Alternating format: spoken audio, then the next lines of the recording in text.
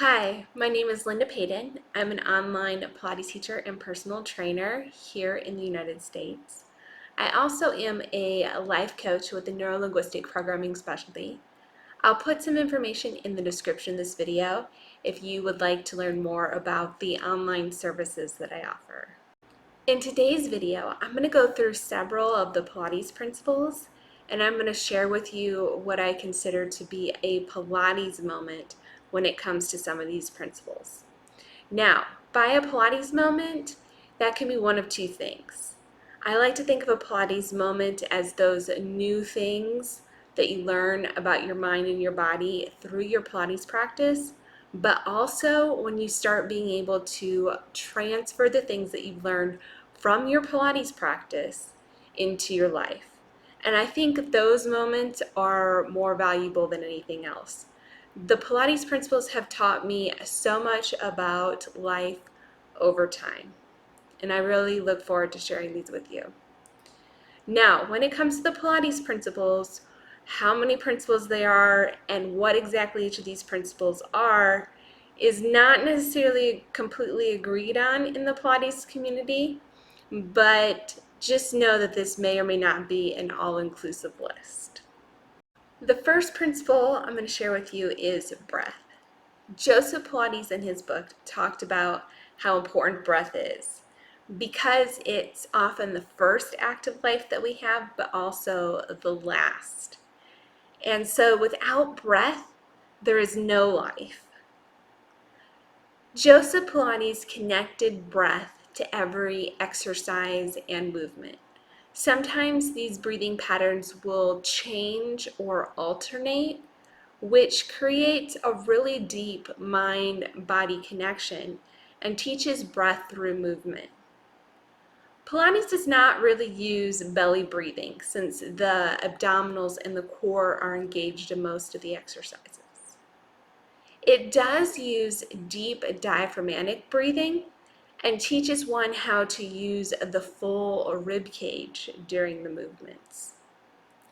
Now, I've had several Pilates moments when it comes to breath. One is, how are we holding our breath in our life? And can we start to breathe through movements and life instead of holding our breath? Another Pilates moment has been when I have been moving something heavy around, which I've been doing lately. And engaging the core and taking a breath before I start to move the object to make sure that I have that mind-body connection before moving something heavy. Those are a couple ways where Pilates moments have moved into my life. Pilates alignment. Pilates is very specific in the alignment it starts in, moves through doing an exercise, and then ends in. Pilates teaches alignment relative to gravity when it comes to standing, sitting, laying on one's stomach, laying on one's side, being on one's back, kneeling, even upside down. There's not really a position relative to gravity that Pilates doesn't work on a mind-body alignment connection. Now, I don't always hold perfect posture, but I do have the tendency to return to Pilates posture because it tends to be the easiest to hold relative to gravity. I find being outside of Pilates posture for long periods of time to be pretty fatiguing. Now, Pilates posture is something that we can use 24/7. I think about it when I'm laying in bed, blow drying my hair, doing dishes at the sink, sitting in this chair right now. Pilates posture can be applied to any position in life, and I have found it to be pretty valuable. The Pilates core, or center, is a box between the shoulders and the hips. So the Pilates center core contains the pelvis, the abdominals, the rib cage, and the shoulders. And this box, this core, this center is the stable foundation for which the neck and the head and the arms and the legs can move freely. Without a stable anchor, the arms and the legs and the head are just kind of flailing around during the Pilates exercises and the movement. Because the core contains the center of gravity, it is essential to one's balance to be able to hold a stable core and to have control in the core. I personally have found this concept of core very helpful when doing things that are challenging in life, such as, once again, I'm going to use the example of moving a heavy box. Where is my core when I push and pull and move? And how does that help me as a petite, smaller individual be able to move something heavy around? The Pilates principle of concentration is how we focus on each Pilates movement and doing it correctly. Really finding that mind-body connection. Joseph Pilates did not want his movements done mindlessly or repeated over and over. He wanted a few proper repetitions done of his exercises. This focus in Pilates really creates a relaxing atmosphere to Pilates for me and helps me almost find meditative state during the movement.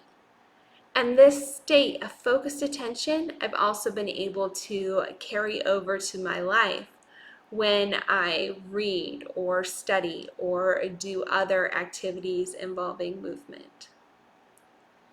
This concept of concentration also helps us focus our attention because our intentions are powerful. What we tend to focus on grows. And so Pilates has taught me a little bit of better control over what I want to focus on in the movement, but also what I want to focus on in life. What do I want to grow?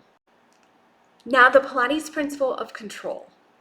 Now, control does not mean all Pilates exercises are done slow. Pilates actually has exercises that are done at different paces. Some of them are done very fast, and some of them even use momentum. But every exercise is done with control. And I like to think about with this principle also the balance of mobility and stability.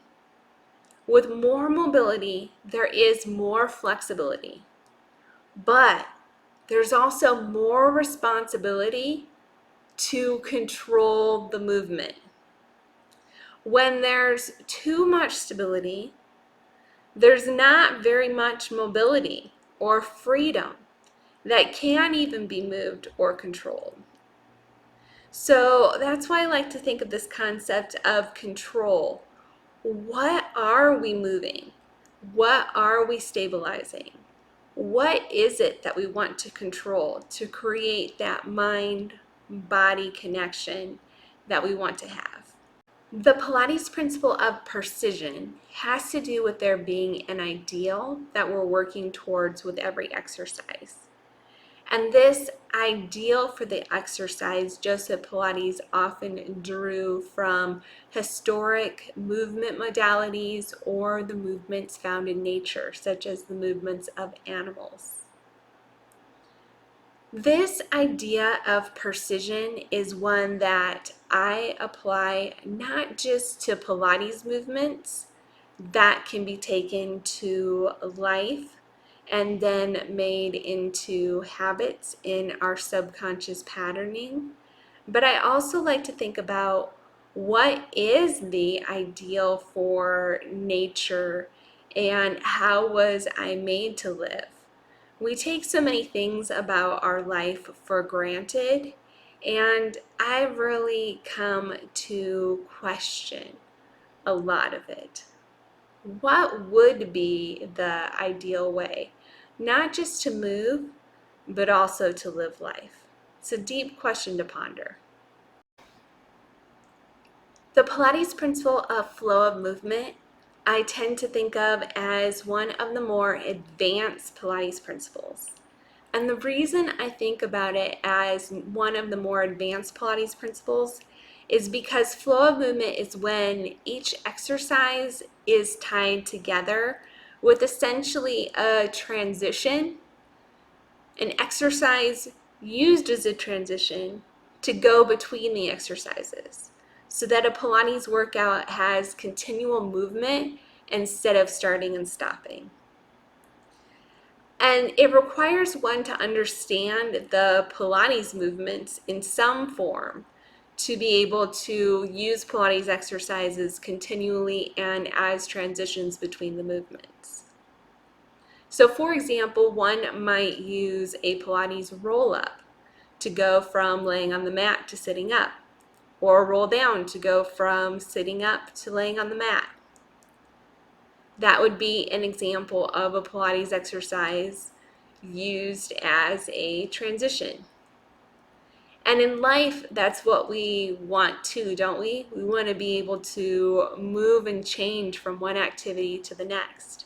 And so by practicing the individual activities and how we might move or transition between those activities, we can really create a lot of flow in our lives. The concept of balance, harmony, and grace is when the practice of Pilates and all these principles come together over time so that the body is developed uniformly. The muscles are evenly developed, the mind-body connection, the left and the right side, everything is working perfectly in harmony. And that is when everything comes together. And I think that's what we want in life too, isn't it? To be able to live in balance and peace and grace and harmony. Joseph Pilates in his book made a pretty big assumption. And his thoughts were that if everyone did Pilates, they would be happier, they would feel better, and it would solve the problems in the world of these disagreements and these wars. That is a pretty big statement to make. And Joseph Pilates lived during one of the world wars. He even developed his equipment in an intern camp out of hospital beds and cots. So he knows a little bit about war and the devastation there. And so doing Pilates has that deeper philosophy to it of bringing balance, harmony, and grace, not only to our movement, but also to our lives.